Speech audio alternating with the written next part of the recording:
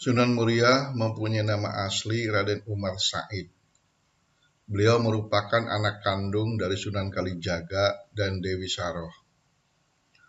Beliau mewarisi bakat ayahnya dalam berdakwah.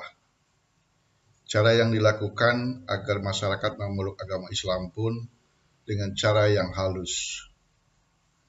Di Gunung Muria, beliau melakukan dakwahnya. Letak Gunung Muria berada di sebelah utara kota Kudus. Sasaran dakwah beliau yaitu kalangan nelayan, pelaut, rakyat jelata, dan juga pedagang.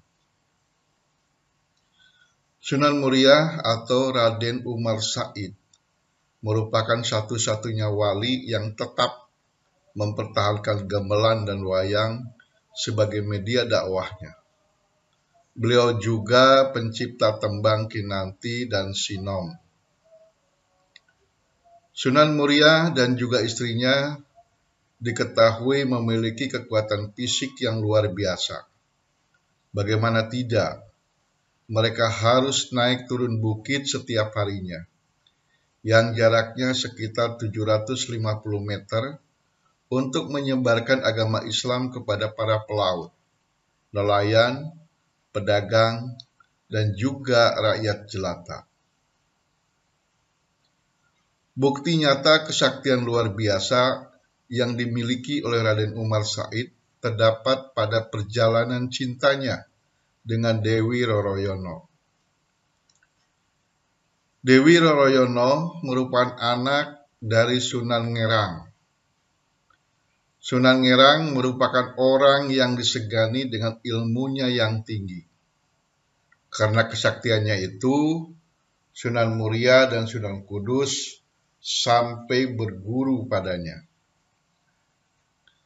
Suatu hari, Sunan Ngerang mengadakan syukuran atas umur 20 tahun yang telah dimiliki oleh Dewi Roroyono.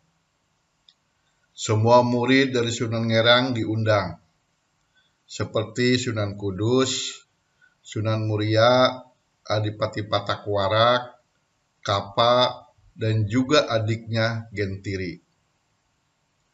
Selain itu, tetangga dan kerabat dekat lainnya juga ikut diundang. Setelah semua berkumpul, tibalah Dewi Roroyono beserta adiknya Dewi Roro Pujiati keluar untuk menghidangkan beberapa makanan dan minuman. Paras cantik yang dimiliki kedua putri tersebut memang sudah tidak bisa diragukan lagi, terlebih kecantikan dari Dewi Roroyono. Sunan Kudus dan Sunan Muria mampu menahan pandangannya karena sudah memiliki ilmu yang tinggi, sehingga tidak mudah tergoda dengan rayuan iblis. Lain halnya dengan Adipati Patakwarak yang melihat kecantikan Dewi Roroyono dengan tanpa berkedip. Ia sungguh-sungguh terpesona akan paras ayu Dewi Roroyono.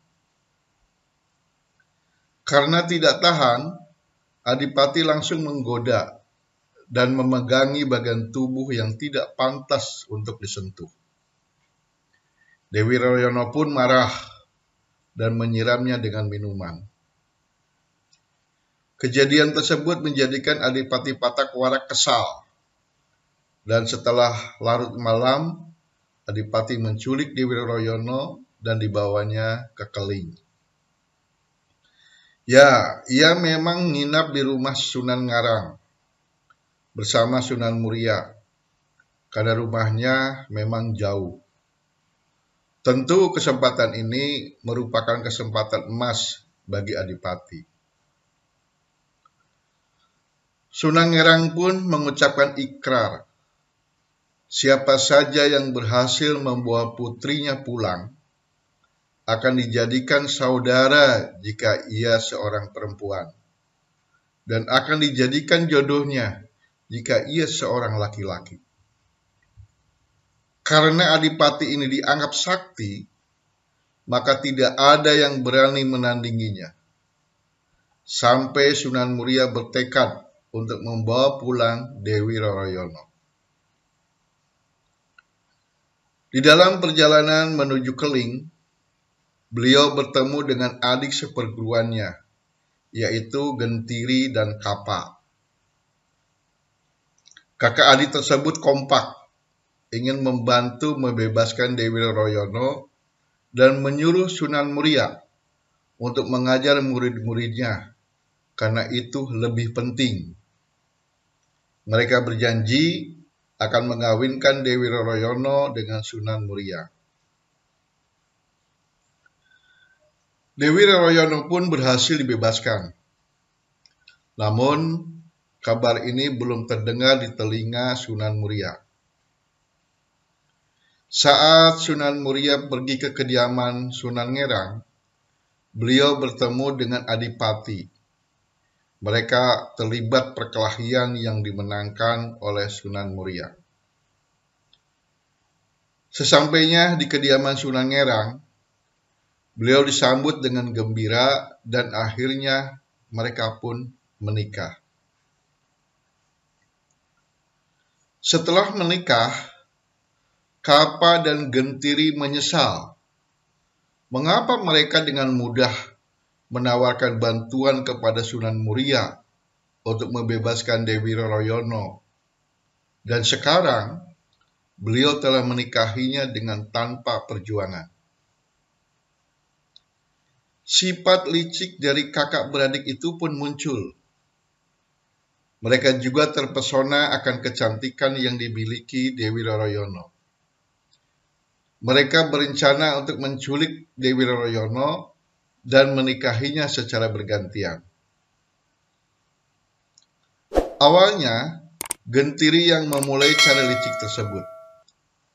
Saat ia akan melancarkan niatnya, ternyata kepergok oleh murid Sunan Muria, dan terjadilah pertempuran dahsyat. Apalagi Sunan Muria yang mengetahui hal tersebut dan langsung menyerang Gentiri hingga tewas. Kematian yang dialami oleh Gentiri tidak menciutkan nyali Kapa untuk menikahi Dewi Roroyono. Ia pun mulai melancarkan aksinya dengan menculik wanita idamannya ke Pulau Seprapat. Kala itu Sunan Muria sedang pergi ke Demak Bintoro. Setelah kunjungannya ke Demak Bintoro, beliau berniat untuk mengunjungi sahabatnya, yaitu Wiko Lodang, yang berada di Pulau Seprapat. Dia merupakan orang yang telah menolong beliau untuk menyelamatkan istrinya. Ternyata, Kapa juga membawa Dewi Roroyono ke rumah Wiku Lodang dan langsung memarahinya. Tak beberapa lama Sunan Muria datang dan melihat istrinya tergeletak lemas. Kapa langsung melancarkan serangan ke Sunan Muria hingga akhirnya dia meninggal dengan serangan yang dilakukannya sendiri. Ya, Sunan Muria dianggap sakti dan bisa mengembalikan serangan dari lawan. Dengan begitu, kehidupan suami istri antara Sunan Muria dan Dewi Roroyono berakhir bahagia.